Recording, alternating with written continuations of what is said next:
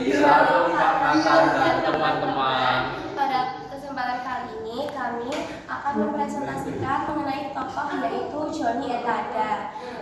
Sebelumnya perkenalkan nama saya Princess Jamie Matresya dari kelas 10 E12. Perkenalkan nama saya Jaturan Tamunan dari kelas 10 E1. Nah, langsung saja kita ke yang pertama yaitu latar belakang Johnny Etada. Latar belakang Johnny Etada. Johnny Erickson Tada lahir tahun 1949, adalah bungsu dari 4 anak perempuan yang lahir untuk untuk John dan Lindy Erickson. Karena ayahnya adalah atlet gulat, sejak masa muda Johnny aktif berbagai olahraga, berkuda, naik gunung, tenis, dan berenang. Pada suatu hari, Johnny melompat ke Chesapeake Bay, suatu muara di daerah Virginia, Amerika Serikat, tanpa menyadari bahwa sesungguhnya airnya tidaklah dalam.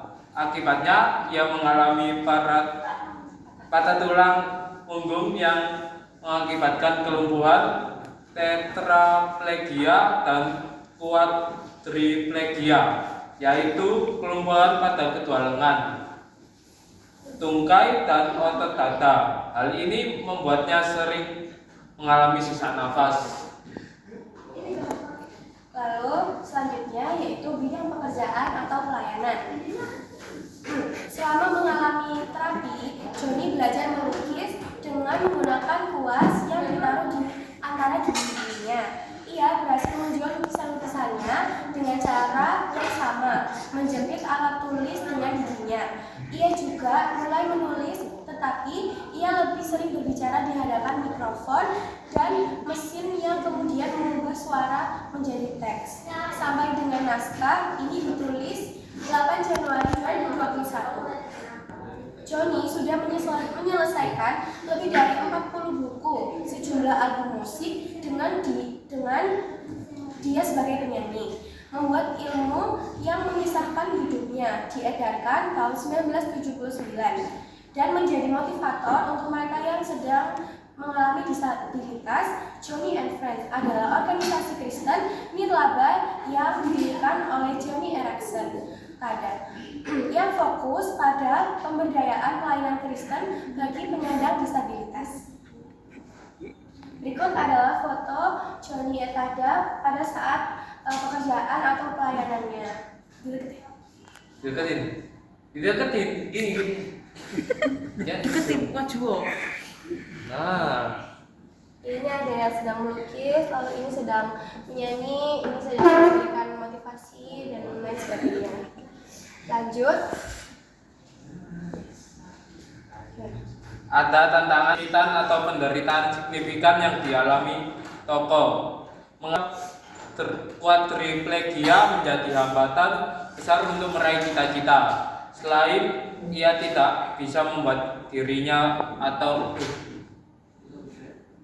duduk atau berbaring, artinya ia selalu harus menunggu orang lain melakukannya. Ia juga bahkan terus-menerus merasakan sakit yang luar biasa. Namun, Johnny bertekad untuk tidak menggunakan obat pengurang rasa sakit. Ia belajar untuk menerima ini sebagai konsekuensi logis dari penyakitnya. Ia belajar untuk menerima ini sebagai konsekuensi logis dari penyakitnya. Frustasi, marah, kesal, tak berdaya, dan bertumpuk perasaan negatif lainnya mewarnai hari-hari Johnny. Selama 2 tahun menjalani rehabilitasi, tidak jarang Johnny meragukan apakah betul Tuhan ada dan apa masih ada gunanya mempercayai Tuhan. Ia sudah tidak tahan mendengarkan apakah betul Tuhan ada dan apa masih ada gunanya mempercayai Tuhan. Ia sudah tidak tahan mendengarkan penghakiman yang sering diberikan oleh orang-orang lain, bahkan oleh seorang pengikut Kristus yang menyadari betapa parah sakitnya. Pasti ada dosa tersembunyi yang kamu lakukan. Akui saja di hadapan Tuhan. Minta Tuhan tunjukkan apa dosamu itu dan bertobatlah. Pasti Tuhan sembuhkan. Ucapan-ucapan seperti ini membuat Joni semakin terperosok, jatuh ke dalam keadaan depresi, bahkan ia ingin bunuh diri. Lalu selanjutnya yaitu hubungan dengan prinsip-prinsip dari firman Tuhan dari Mazmur 139 ayat 13 sampai 14, Roma pasal 8 ayat 38 sampai 39, dan 2 Petrus pasal 3 ayat 2 sampai 4. Yang pertama yaitu tubuhnya tetap diciptakan ajaib. Mazmur 139 ayat 13 sampai 14. Mazmur 139 ayat 13 sampai 14 berbunyi, sebab engkaulah yang membentuk buah pinggangku, menenun aku dalam kandungan ibuku. Ayat 14, aku bersyukur kepadamu oleh karena kejadianku dahsyat dan ajaib. Ajaib apa yang kau buat, dan jiwaku benar-benar menyadarinya.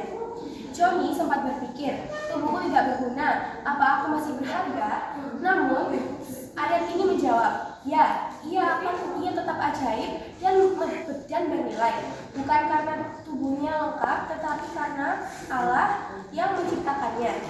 Nilai manusia tidak ditentukan oleh fungsi tubuh, tetapi oleh penciptaannya di dalam gambar Allah.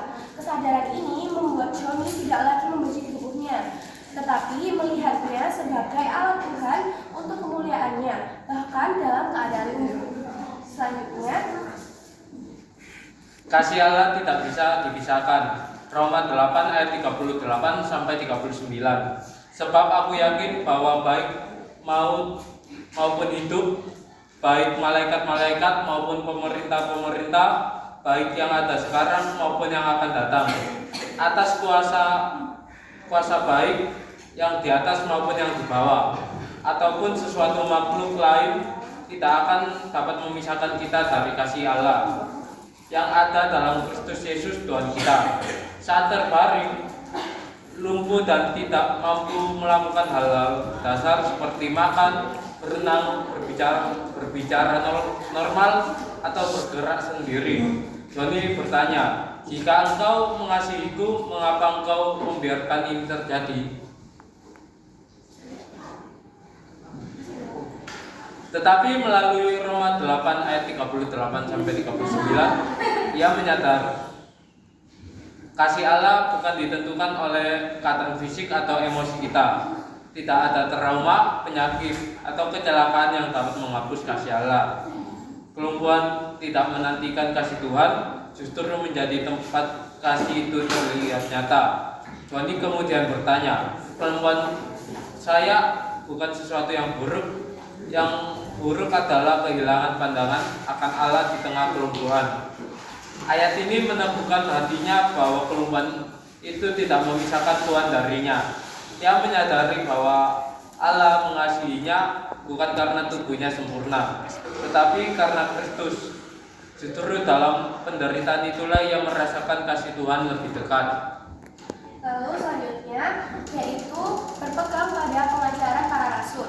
2 Petrus 3 ayat 2 sampai 4. Bunyinya yaitu ayat 2, supaya kamu mengingat akan perkataan yang dahulu telah diucapkan oleh nabi-nabi yang kudus, dan mengingat akan perintah Tuhan dan juru selamat yang telah disampaikan oleh rasul-rasulmu kepadamu. Ayat 3, yang terutama harus kamu ketahui ialah bahwa pada hari-hari zaman akhir akan tampil pengecek-pengecek dengan ejekan-ejekannya, yaitu orang-orang yang hidup menuruti hawa nafsunya. Ayat 4, kata mereka, di manakah janji tentang kedatangannya? Itu sebab sejak bapak-bapak leluhur kita meninggal, segala sesuatu tetap seperti semula pada waktu dunia diciptakan.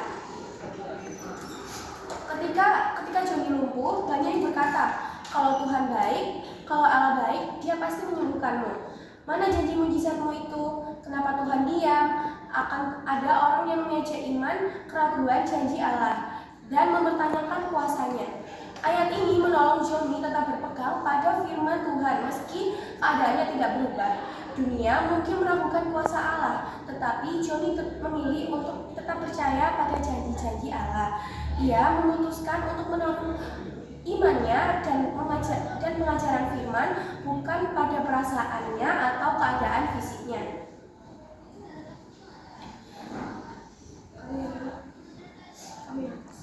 Aplikasi praktis atau refleksi diri.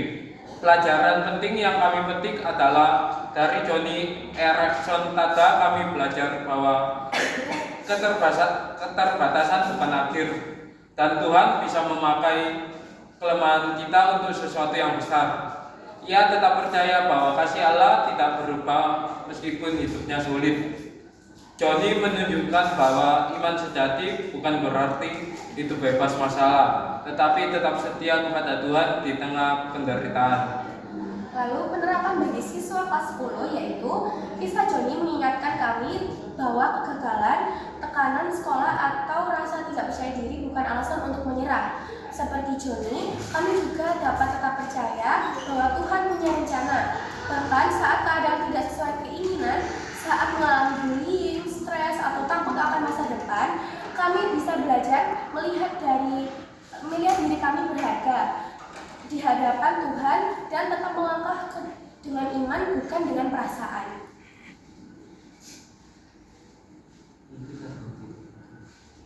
Sekian presentasi dari kami. Terima kasih dan Tuhan Yesus memberkati.